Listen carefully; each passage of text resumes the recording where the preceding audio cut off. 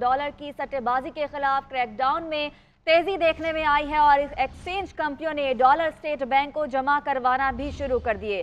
Dollar की कदर बढ़ने के सबब एक्सचेंज कंपनियां अमेरिकी करेंसी होल्ड कर रही थी। क्रैकडाउन के असरात इंटरबैंक और ओपन मार्केट में जाहिर होने लगे। इंटरबैंक में डॉलर 2 रुपए 4 पैसे कमी के साथ 304 रुपए 94 पैसे, जबकि ओपन मार्केट में 5 रुपए कमी से 307 रुपए पर पहुंचकर बंद हुआ। फॉरेक्स डीलर मलिक बोस्तान कहते हैं, टास्क फोर्स बनाने के असरात डॉलर की कीमत में नुमाया कमी की सूरत में सामने आ रहे हैं।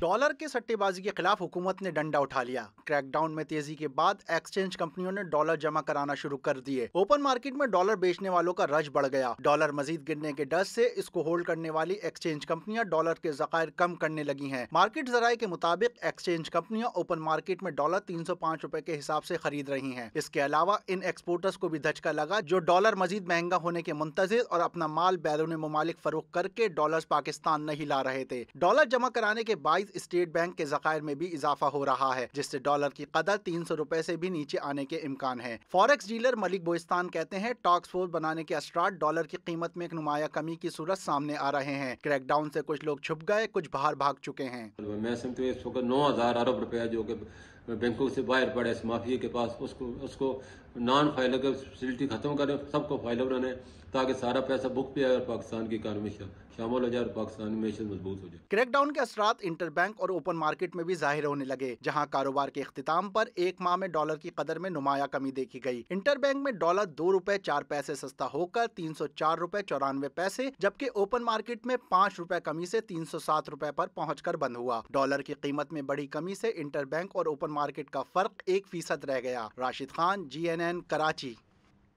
उधर सोने की कीमत में भी 5,800 रुपए कमी हुई है। फी तोला कीमत 2,16,500 रुपए हो गई। 3 दिनों में सोने की फी तोला कीमत में 22,600 रुपए कमी हुई। असम्बलियों की तहलील के बाद 90 दिन में आम इंतखाबात कराए जाएं, वकला का मुतालबा सामने आ गया। उन्होंने कहा है कि आइन और कानून की हुक्मरानी और इंसानी हकूक़ के तहफ़्फ़ुज़ के लिए करारदाद भी मंजूर की। सुप्रीम कोर्ट बार के ज़ेर एहतमाम ऑल पाकिस्तान वकला कन्वेंशन का एलामिया जारी। एलामिया में कहा गया है कि पाकिस्तान तारीख के इंतहाई नाजुक दौर से गुजर रहा है। आईनी निज़ाम को शदीद खतरात लाहक हैं, अदालती फैसलों को पामाल किया जा रहा है। सदर supreme court bar Abid Zubairi का कहना है कि 90 रोज़ में इंतखाबात के लिए सुप्रीम कोर्ट में दरख्वास्त दायर की है और फैसला हुआ। सुप्रीम कोर्ट के फैसले पर अब तक अमल दरामद नहीं हुआ। अगर अदालतें अपने फैसले पर अमल दरामद नहीं करवा सकती तो ताला लगा दें। इलेक्शन कमीशन पर आर्टिकल 6 लगना चाहिए था। इलेक्शन कमीशन ने अदालती हुक्म और आइन और कानून की धज्जियां उड़ा कर रखी हैं। वकला कन्वेंशन से खिताब करते हुए साबिक सदर supreme court bar Hamid Khan ने कहा कि जिन लोगों ने पंजाब में इंतखाबात के अदालती हुक्म पर अमल दरामद नहीं किया, उनके खिलाफ तौहीन अदालत की कार्रवाई होनी चाहिए थी। अदलिया जब भी जुर्रत और दलेरी से कोई फैसला करेगी, हम उनके साथ खड़े होंगे। हम आइन से किसी को बाहर नहीं होने देंगे। सबसे पहले जो इशू आया इस बार के जो मैं आपको बताता चलूं, वो इशू आया इलेक्शंस का। क्योंकि देखिए, तो आइन भी कहता है कि 90 दिन में इलेक्शन हो चाहिए। हमने वो फाइल कर दी पटिशन, वो नहीं हुई, सो मोटो हुआ, वो टेकअप हो गया। कि हमने पूरी जिद्दोजहद की कि आइन की सुप्रीमेसी हो। आइन का आज केयर टेकर 2 गवर्नमेंट्स बैठी हुई है इलीगल इतने दिन से, और अब तीसरी की कोशिश हो रही है जो बाकी असेंबली के उनको भी 90 दिन से आके ले जाएं। जिस तरह आपने देखा कि अदलिया को डिवाइड करने की कितनी मज़मूम कोशिश हो रही है, हुई है, जिसकी वजह से हमारे जजेस जो हैं उनका आपस में इख्तलाफात खुल के सामने आए हैं। वकला में भी इसी किस्म की डिवीजन पैदा करने की कोशिश की जा रही है कि आप सबका सेंटिमेंट कॉन्स्टिट्यूशन के साथ है, तो मजबूर हैं बहुत से लोग ज़बानी जमा खर्च करने के लिए भी। बिजली के शोबे में इस्लाहात का अमल तेजी से जारी है। बिजली चोरों के खिलाफ मौसर कार्रवाई की जाएगी। निगरान वज़ीर-ए-आज़म अनवारुल हक काकड़ से इस्लामाबाद ऐवान तिजारत और सनत के वफ़द की मुलाकात। वफ़द ने ताजी बरादरी के मसाइल के हवाले से आगाह किया और हल के लिए अपनी तजावीज़ भी पेश की। निगरान वज़ीर-ए-आज़म ने कहा, कारोबारी बरादरी के मसाइल का हल हुकूमत की अव्वलीन तरजीहात में शामिल है। लाहौर में बिजली चोरों के खिलाफ ग्रैंड ऑपरेशन। एक रोज में अहम शख्सियात समेत 330 बिजली चोर पकड़े गए। लेस्को एलामिया के मुताबिक दौरान ऑपरेशन 330 कनेक्शंस बिजली चोरी में मुलव्वस पाए गए। तमाम बिजली चोरों के खिलाफ FIRs की दरखास्तें मुतलका थानों में जमा भी करवा दी गई हैं। इसी हवाले से GNN के नुमाइंदे मोइन अजहर ने हमें ज्वाइन किया है। मोइन, बताइएगा कि बिजली चोरों के खिलाफ कहाँ कहाँ ये ऑपरेशन किया जा रहा है? जी, लाहौर में रेस्को का पूरा एरिया है, उसमें ऑपरेशन का आगाज आज से कर दिया गया है। आज पहला दिन था जिसमें मुख्तलिफ सर्कल के तकरीबन 303 जो कनेक्शंस हैं जो बिजली चोरी में मुलव्वस पाए गए, जिसमें उन्होंने मुतल्लिका थानों में उनके खिलाफ दरखास्तें दे दी गई हैं।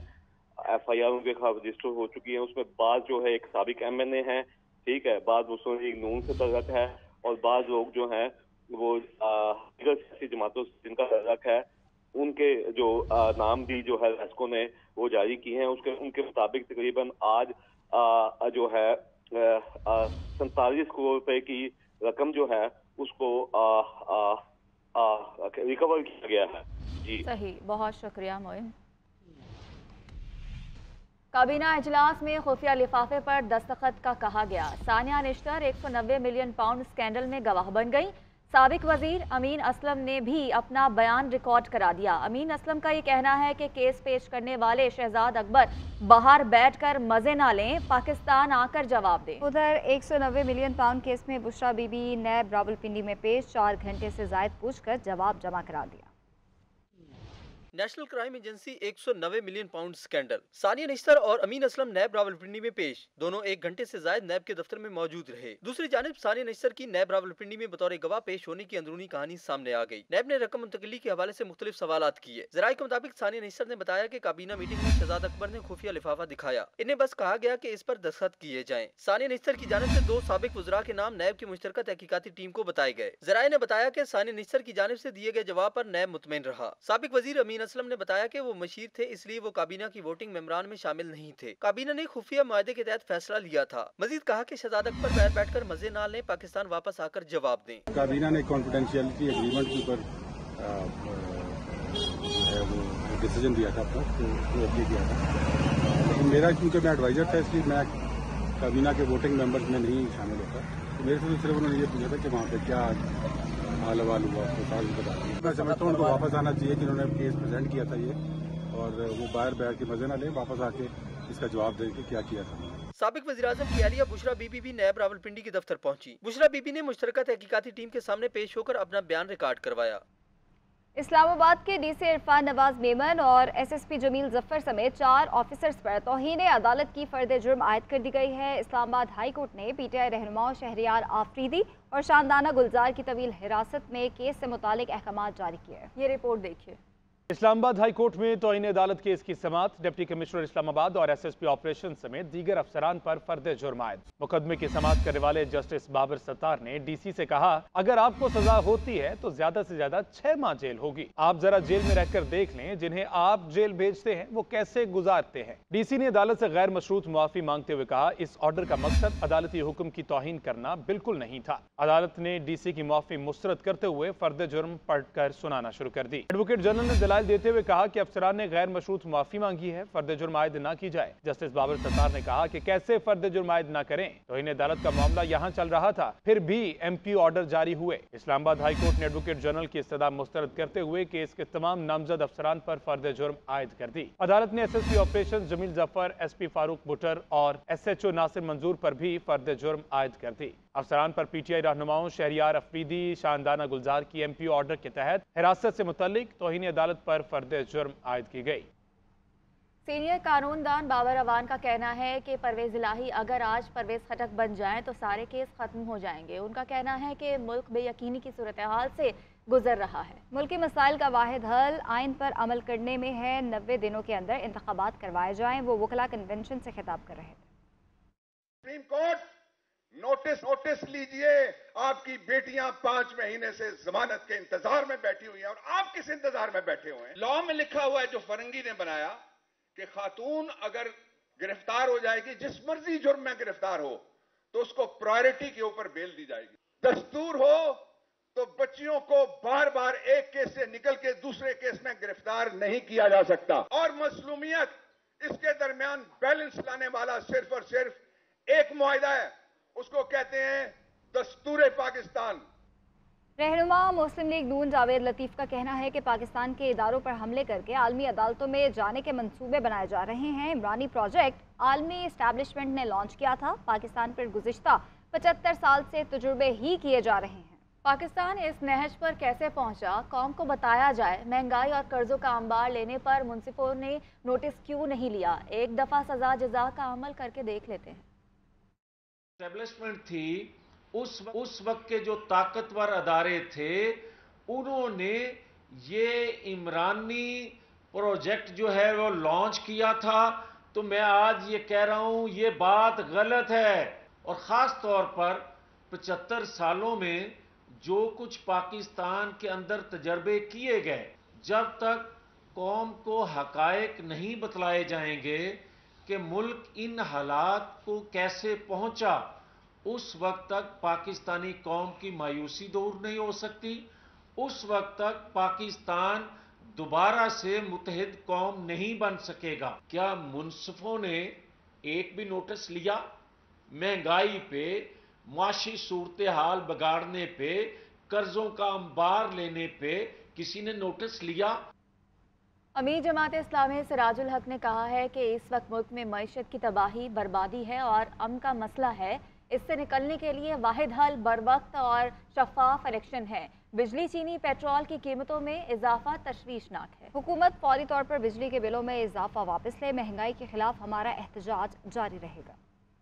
हुकूमत की सबसे अहम जिम्मेदारी वो यही है कि आईन के मुताबिक इलेक्शन का इनेकाद कर ले। 20 रुपया फी लीटर पेट्रोल की कीमत में इजाफा हुआ और फिर मुसलसल होता जा रहा है और बेशती मजमुई 81% बिजली की कीमतों में इजाफा हुआ। हैरान कुन हद तक है। तो अब पहले मुल्क में गरीब रोते थे, अब अमीर भी रोने लगा है। चीनी की कीमत में इतना इजाफा हुआ कि आप कराची में हैं, हम इस वक्त लाहौर में हैं, लेकिन हमारे दूर दराज इलाके हैं, क्वेटा, पेशावर और फिर चतराल, दीरो, स्वात, यानी 215 तक फी किलो चीनी पहुँच गया है। हम आम आदमी हमसे यही पूछता है कि चले ये पेट्रोल तो बाहर से दरामद होता है, तो चीनी तो यहाँ पाकिस्तान गना पैदा करने में 8वां बड़ा मुल्क है, सबसे बड़ा मुल्क है।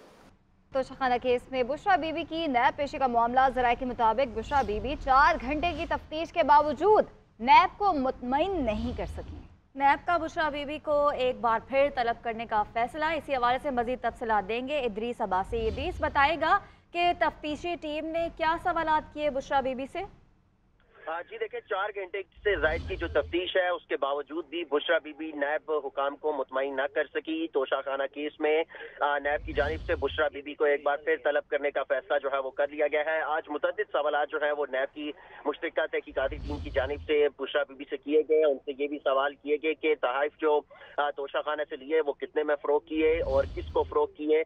बुशरा बीबी से ये भी सवाल किया गया कि तोशाखाना के तहाइफ किस शख्स के जरिए जो है वो बाहर मार्केट में फ़रोख्त किए गए और तोशाखाना के तहाइफ जो तहाइफ थे वो तोशाखाना में जमा करवाने से कबल जो है वो क्यों फ़रोख्त किए, ये भी नैब की जानिब से बुशरा बीबी को सवाल किया गया। और जो सबसे बहुत शुक्रिया इदरीस। MQM ने फिर आम इंतखाबात का मुतालबा दोहरा दिया। मुस्तफा कमाल ये कहते हैं कि पुरानी मरदमशुमारी पर इंतखाबात की बात करने वाले शर्म करें। उन्होंने कहा कि हमारे पास सारे सबूत हैं कि कराची की आबादी को कम गिना गया। कानूनी और आईनी बात की जाए तो भाई क्या कहना चाह रहे हैं कि भाई आपने सेंसस करवा लिया, उसके बाद जो है वो सेंसस के बाद आपने उस सेंसस पे साइन कर दिया। उस साइन करने का जो मुश्तरका मफादात की कमेटी उसमें साइन होने का मतलब है कि भाई डिलिमिटेशन होंगी।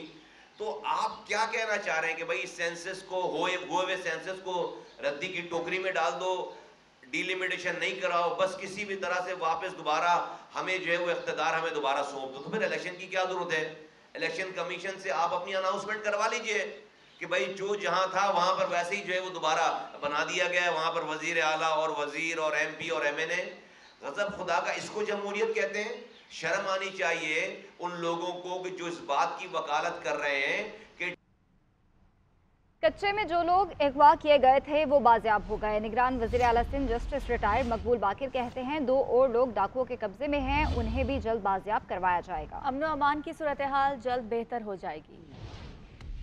से ज़्यादा बताने की ज़रूरत ही नहीं है। मुसलमान मुल्क है, तमाम मुसलमानों के लिए इंतहाई अहम दिन है और अक़ीदत व एहतराम का दिन है। तमाम मुसलमान इसको अपने तमाम तर अक़ीदत व एहतराम से मना रहे हैं। जहाँ तक सिंध गवर्नमेंट का ताल्लुक़ है, सिंध गवर्नमेंट ने मुकम्मल कोशिश की है अपनी कि लॉ एंड ऑर्डर की सिचुएशन ना हो और मुकम्मल सिक्योरिटी फराहम की जाए आज़ादारान को और तमाम लोगों को, और जो भी सहूलत फराहम की जा सकती थी सिंध गवर्नमेंट की तरफ से। हमारे होम मिनिस्टर साहब भी मौजूद हैं, IG साहब भी मौजूद हैं, ADIG कराची मौजूद हैं, दीगर अफसरान भी ऑन स्पॉट मौजूद हैं। इलेक्ट्रॉनिक मॉनिटरिंग भी की जाती रही है सारा दिन आज, और इसके अलावा जो मेजर्स लिए जा सकते हैं सिक्योरिटी के वो लिए गए हैं और मैं समझता हूँ काफ़ी इत्मीनान बख्श सूरत हाल है। लाहौर हाई कोर्ट ने जिनसी ज्यादती की तफ्तीश के लिए पंजाब हुकूमत को तमाम अजला में स्पेशल यूनिट बनाने का हुक्म दे दिया है। अदालत ने करार दिया कि स्पेशल यूनिट में खातून पुलिस अफसर होना जरूरी है। इसी हवाले से इबादुल हक की रिपोर्ट देखिए। लाहौर हाईकोर्ट के जस्टिस तारिक सलीम शेख ने सियालकोट में मुबैना गैंग रेप का शिकार होने वाली खातून की दरख्वास्त पर फैसला जारी कर दिया। अदालत ने फैसले में करार दिया है कि कई केसेस नाकिस तफ्तीश की वजह से अदालतों में कमजोर हो जाते हैं। अदालत को आगाह किया गया एंटी रेप एक्ट के तहत कई अजला में स्पेशल यूनिट नहीं बने। अदालत ने हिदायत की कि अगर ये सूरत हाल है तो फौरी स्पेशल यूनिट बनाकर पुलिस ऑफिसर्स की तरबियत की जाए। अदालत ने करार दिया कि स्पेशल यूनिट में खातून पुलिस ऑफिसर का होना जरूरी है। खातून पुलिस ऑफिसर की वजह से जुल्म का शिकार बनने वाला दौरान तफ्तीश बेहतर महसूस करता है। अदालत ने फैसले में यह भी करार दिया कि बच्चों के केसेस में खातून पुलिस ऑफिसर की अहमियत कई गुना बढ़ जाती है। अदालत ने बावर करवाया कि रेप केसेस में दीगर फौजदारी केसेस की तरह मुकम्मल तफ्तीश की जरूरत होती है। सबूत लेबोरेटरी भेजने में ताखीर या मेडिकल वक्त पर न होने से केस कमजोर हो जाता है और इसका फायदा मुलजिम को होता है। अदालत ने करार दिया कि स्पेशल यूनिट में खुसूसी तरबियत से तफ्तीश में ताखीर में कमी और सजा का इम्कान बढ़ जाता है। दरख्वास्त गुजार खातून की जानिब से गैंग रेप की दफात को बदलने की पुलिस के इकदाम को चैलेंज किया गया। DPO सियालकोट ने यकीन दहानी कराई कि केस की तफ्तीश स्पेशल यूनिट में एंटी रेप एक्ट की दफा 9 के तहत की जा रही है। अदालत ने यकीन दहानी पर दरख्वास्त निपटा दी। कराची के इलाके कुरंगी में गुज़िश्ता रोज बुक स्टॉल पर डकैती मुज़ाहमत पर फायरिंग से बाप बेटे का कत्ल वाक़े का मुकदमा मकतूल मोहम्मद हुसैन के बड़े बेटे की मुद्दत में नामालूम अफराद के खिलाफ दर्ज कर लिया गया।